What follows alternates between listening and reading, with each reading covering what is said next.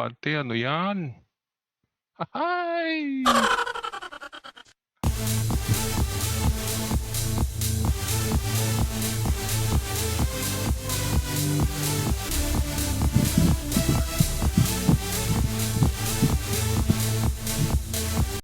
Yan, napapala mo, banat ka ng banat kay Marcoleta.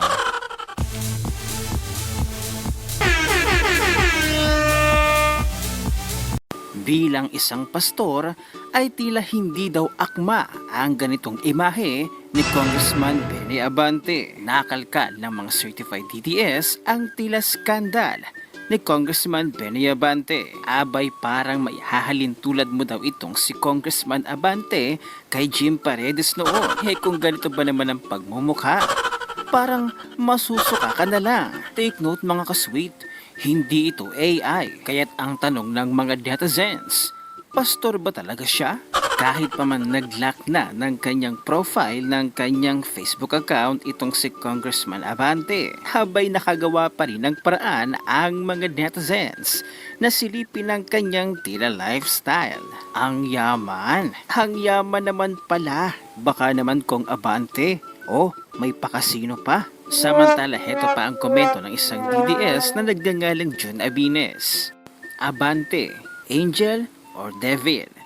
Is Congressman Benny Abante of 6th District of Manila truly a man of God? Or just a devil using God for personal gains? The Filipino public caught his attentions when he arrogantly insulted and inappropriately challenged Congressman Marcoleta during the heated discussion in Congress against VP Sara's confidential fund recently. Congressman Benny Abante claims to be a pastor and wears crucifix in public. But what the Filipino people saw in the video a few days ago is an arrogant man wanting to politically persecute VP Inday Sara and defend the crook leadership of House Speaker Romualdez. So the public was intrigued and started digging about his true identity. Then lo and behold, the man who claims to be a man of God was found not serving his people, nor doing noble things expected of a pastor like himself. What the public found in Congressman Benny Abante's social media account was the exact opposite. Congressman Abante, judging from his social media post, is not a man he claims to be. He loved material things and self-actualization more than anything else. His being a pastor and wearing crucifix was just a costume. Like a wolf in sheep's clothing, his social media posting reveals the truth of what's in his heart. Congressman Benny Abante loved scans, expensive cars, expensive watch, expensive vacations, and even have a bridge named for him before he's buried 6 feet under. The public is fuming with anger. How can a pastor congressman afford such luxury when the salary of congressman is maximum 300,000 pesos? From the looks of it, Pastor Congressman Benny Abante is a real-life impostor. He serves his personal interest and seeks earthly pleasure by faking that he loves God and serves his people. No God-loving pastor nor politician will flaunt his wealth when his country is suffering from calamity, poverty, and oppression. How many Congressman Benny Abante do we have in Congress who uses God to personal gains? If most of our congressmen are like Congressman Abante, we are doomed as a country. It's time we expose these wolves in sheep's clothing and hang them in public. Ito lang ang taong nagpapatawag ng paggalang pero hindi naman kagalang-galang. Nakakahiya, pastor ka pa naman. Pero sukdulan ng pagkabastos at walang modo, matandang walang pinagkakatandaan. Kadiri. Samantala ay binigyan naman ng komento at reaksyon ni Mr. Will Talker ang skandalo ni Benny Abante. Panoorin natin ang buong video. Grabe. All.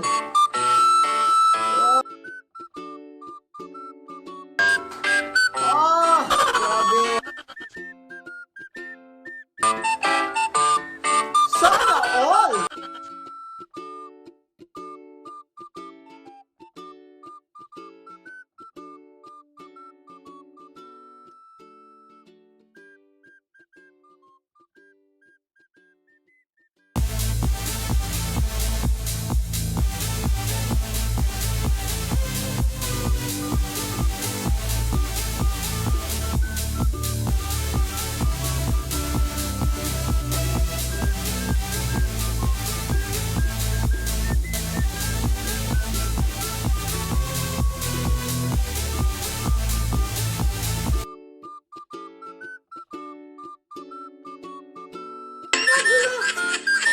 Sana all itong si Abante.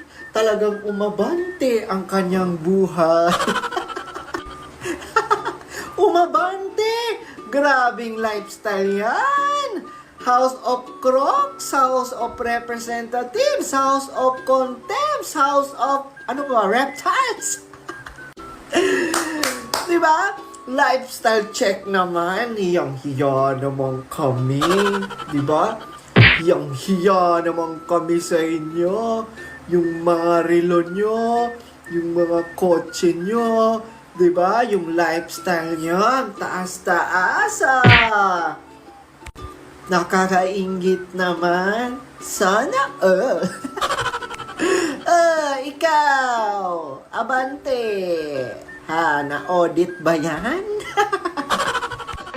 Mr. Chairman, Ano the indulgence of Mr. Vice Chairman. President, I move to cite Alice Go in contempt Oh, in violation of our Section 11, Paragraph C. oh.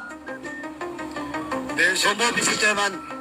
There's a motion to cite Alice Go, aka Go Waping, in contempt, violating Section 11, Paragraph Padwano.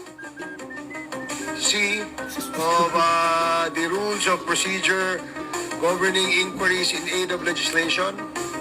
And this is duly seconded. Are there any objections? Hearing none, the motion is approved. Mr. Chairman, Alice Go, aka Go Waping is cited in contempt. Anong pinagsasabi ni Paduano nung simula? Mr. Chairman. Contempt na naman. House of Contempts talaga. Ewan ko lang mga Diyos ko, ako lang ang nakakapansin. Sa ginagawa nila ngayong hearing, parang wala namang, ano bang nahihita nila dyan? Di ba? Ayaw din namang sumagot nila Alice. Di ba? Parang, sobrang as in, no? Nakakatawa na talaga sila kasi, tapos lahat pa ng mga pinagdadadala nila dyan, pinagdadadakit nila, pinagkukulong nila, pinagkukontempt nila. No, parang hindi mo na mawari kung tama pa ba yung mga ginagawa nila o parang ginagawa na lang talaga nilang, ewan ko, even ako, sa totoo lang, nalilito na ako sa mga pinaggagawa nila. Parang, ano pa sila eh, di ba? Parang magaling pa sila sa Supreme Court eh, no? Sobra talagang nakakatawa.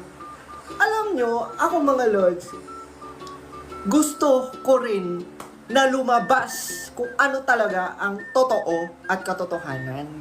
Diba? Pero sa nangyayari kasi ngayon, masyado ng full of drama, na hindi naman nila nakukuha yung kung ano yung mga impormasyon na dapat nilang makuha. Diba? Parang ginagawa na lang nila yung teleserye. No? And sa totoo lang, nakakaumay na. Sa simula, ano pa eh, di ba? Parang hook na hook ka pa kasi, uy, nadakip si Alice Go. Pero habang tumatagal, parang paulit-ulit. Di ba? Kumaga, ano nyo na lang siguro yan sa korte. Di ba? Kasi nagkakandaleche-leche na eh. Di ba? Tapos kayong mga buhaya kayo, mag-focus kayo, gumawa kayo ng batas. Focus na lang kayo sa kamera. Di ba? Kumbaga, focus kayo sa pagpapaunlad ng Pilipinas. Diyos ko. Everyday na lang. Alice Go. Di ba? Everyday na lang. Di ba? Actually, after nyan, kibuloy na naman yan. Di ba? Diyos ko. Diba, sayang ang oras, sayang ang pera ng taong bayan sa mga walang kakwenta-kwenta. Tapos itong mga kongresista pa, akala mo talaga kung sino. Akala mo talaga hawak nila ang batas, Diyos ko. Ano ang masasabi ninyo mga kasweet sa tila iskandalo na ito